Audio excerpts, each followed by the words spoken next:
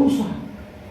Makanya dengar ya, ketika kita masuk hadirat Tuhan serius penyembahan, lalu air mata kita jatuh. Tahu nggak saudara apa yang kita alami? Kita merasa nggak layak. Kita merasa paling berdosa. Kita merasakan kasih Tuhan itu hebat bagi kita. Makanya air mata kita jatuh. Nah ini dia. Jadi karakter yang mau diubah. Karakter yang bagaimana? Dari karakter yang suka berbuat dosa menjadi berkarakter ilahi. Dan ini gak mudah mengubah. Mematikan kehidupan daging itu gak mudah. Itu hanya bisa dilakukan ketika kita bangun hubungan dengan Tuhan. Memangnya gampang, orang yang gampang tersinggung, yang emosi tinggi untuk berubah itu gak gampang. Gak gampang. Gak gampang. Tapi ketika orang suka duduk di kaki Tuhan, orang yang suka duduk di kaki Tuhan pasti karakternya diubah. Amin ya.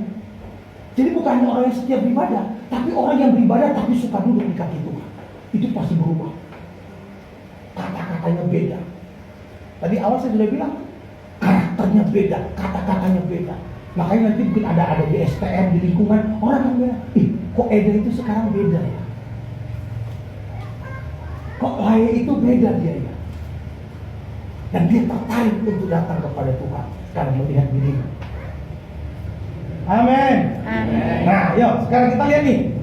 Nah, jadi Tuhan berkenan dengan karakter Daud.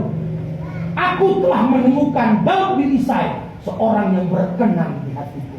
Kenapa berkenan? Karena dia melakukan segala kehendakku. Orang yang punya hubungan dengan Tuhan dikenang Tuhan karena apa? Pasti taat menghidupi firman Tuhan.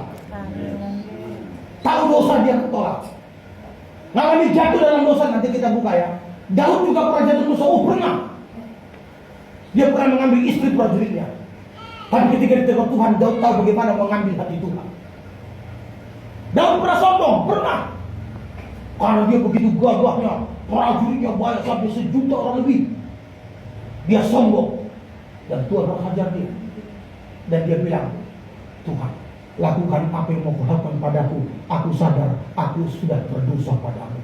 Hukumlah aku, tapi jangan berikan aku kepada musuhku. Tapi biar aku jatuh di tangan Tuhan saja. Dia tahu bagaimana mengambil hati Tuhan. Sehingga tetap janjinya. Sampai hari ini, Yesus anak Daud tetap diberkati Tuhan. Makanya Tuhan bilang, aku menemukan seorang berkenan di hati. Ya, target sasaran khotbah hari ini, biar kita menjadi pribadi yang berkenan di hati Tuhan. Amin. Amin ya. Di tempat kerja orang kan lihat. Tapi ada juga konsekuensinya. Kita akan dibilang, sok kudus. Dibully, sok hebat, sok paling benar. Kenapa? Karena kita gak mau kompromi lagi. Memang kita harus hidup benar, amin. Lingkungan kita gak benar. Tapi kita tahu, kita mengalami Tuhan, kita harus hidup benar. Itulah karakter yang berubah. Nah,